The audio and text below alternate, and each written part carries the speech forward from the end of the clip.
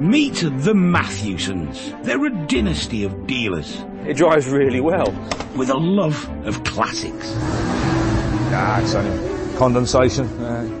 In Thornton-le-Dale, gateway to the North York Moors, they auction over 2,000 rare vehicles every year.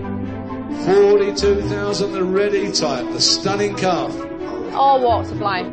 The cars fetch people together. I'm ecstatic. Head of the family, Derek. It's got to be the best job ever, isn't it? We're sort of living a dream. Trusted lieutenants, sons Paul. Not everybody's cup of tea. And Dave. There's Dad's way. And there's Dad's way. Keeping them all in check and dealing with the punters, Sarah. Somebody could ring today with some fabulous vehicle that's been sat in a barn for 50 years. You have no clue. It's the chase, it's finding it. So you get up every morning thinking, what am I going to find today? This is a family's love affair with cars that have lived a life. Someone's cherished the car and loved it, and I think it's just great. I think it's absolutely superb. A passion that can be turned into brass.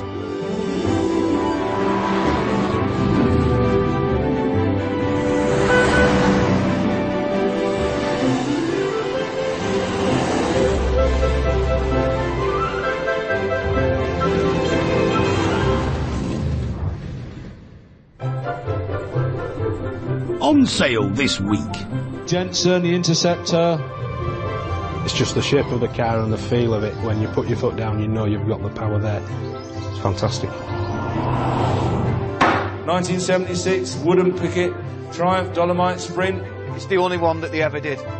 Yeah. Extremely nice. 2,000 miles from New Toledo. It still has the plastic on the door cards. Yeah, look at that. Wallace & Stevens Advanced Motorola, War Department. Mind your foot. It won't take prisoners, this thing, I'll tell you. There's no sort of middle ground with it, is there? You either want a road roller or you don't want a road roller.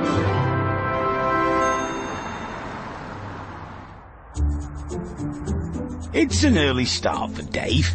He's heading out to collect one of the most glamorous British Grand Tourers of the 60s. A sophisticated symbol of status with a proudly assertive name, the Jensen Interceptor. Yeah, sounds really cool. Yeah, they're Ultra cool, in fact. It's very sexy name. Definitely a male car. Thank you. Turn on now. What sort of male might be driving a Jensen Interceptor in the 70s? Somebody with a really small... In some old outhouses in West Yorkshire, an Interceptor Mark I. Just over 1,000 made, fewer than half survive. Jensen Interceptor, 1969. It's an old logbook, isn't it? Look at that. No former keeper since May 77 on there. Pretty, aren't they? I had one for a while, blue one. And ran it one summer. Got a real good offer on it at the time, which was only about 8 years ago, and sold it, and then since then they've quadrupled in price. But such is life, isn't it? Yeah, such is life. But no, they're a real bonny looking thing, I like them. Yeah, they're a bit futuristic, aren't they? They're a bit, big back window and all that's nice, isn't it? Yeah, more of a Grand Tourer than anything else. Just a bonny thing, and 4 seats, you get the family in, can't you? Get the kids in the back. So, it makes them quite a usable car. Whereas most sporty bits are 2-seaters, aren't they? So you're fairly restricted in what you can do with them, really. We used to go out with my dad's Aston Martin. Feet on the mat, don't touch the windows. We sat there as good as gold in the back, yeah.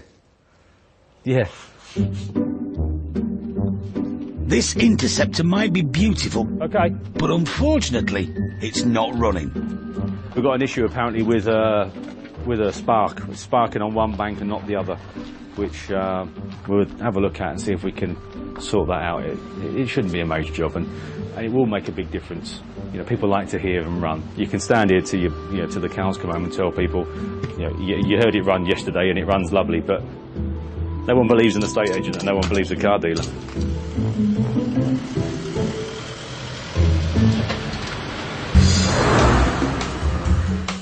Conceived and assembled in Staffordshire in 1966, the Mark I Interceptor was designed and largely built in Italy, but powered by America with a 6.2-litre V8 Chrysler engine.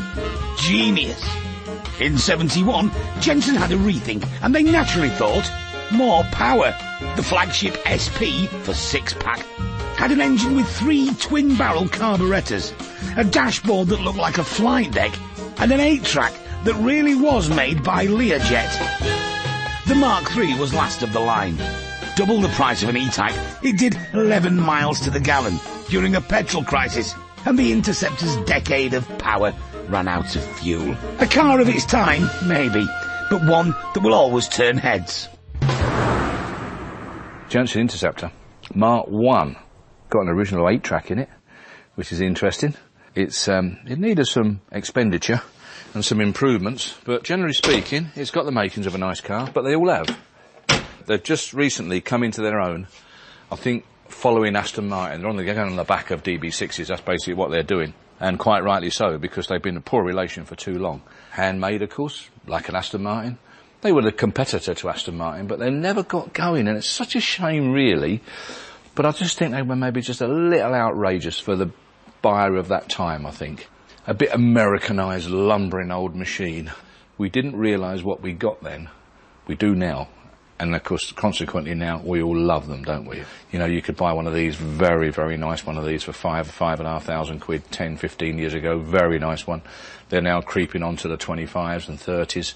And I've heard 40s, a nice one, a genuine one could do 40. Still plenty of affordable ones, though. They're like this. I mean, this is like 15 to 20,000 quid of a Jensen. And it means you can run one, drive one, while you're improving on it. I've always done it that way. Over in the showroom, Sarah is cataloguing a potentially exciting delivery of vintage posters. Look at that. Lucas lamps. Who do we know has got a fetish for Lucas lamps? Mr. Mathieson himself. He's obsessed. Yeah. He's going to love that. I bet you he bids on it. Derek's probably dated them too. I would have thought. They'll be like his exes, won't they? News of a rare, good quality Interceptor at Matthewson's has got the well-established Jensen Owners Club interested. Long-standing member Chris Cawthron is preparing for a visit, and if the price is right, who knows? This particular car is a 1972. I never thought for 1 minute that I'd ever own one. When they first came out in '66, the cost of a semi-house was probably 2,500, 3,000. The Interceptor, when it first came out, was 3,500. Eric Morecambe had one of the very first ones. Dusty Springfield, she had one. And Cliff Richard, he had one. Yeah. So you had to be somebody to own one? Oh, definitely, yeah. Somebody with money.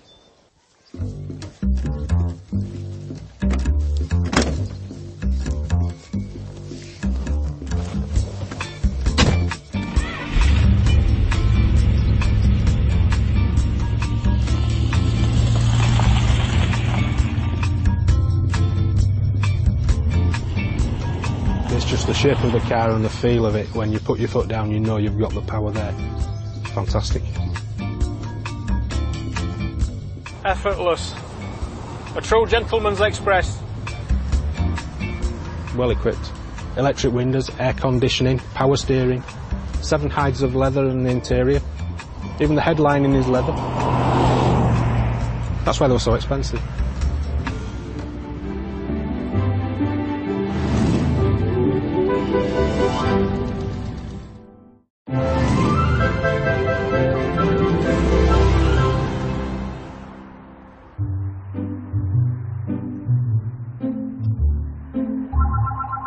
Matthewson's. Yeah, speaking. Well, we'll no doubt give it a try. Oh, good. Oh, God. I think he's rang one of those really expensive phone lines. He's making all the right noises.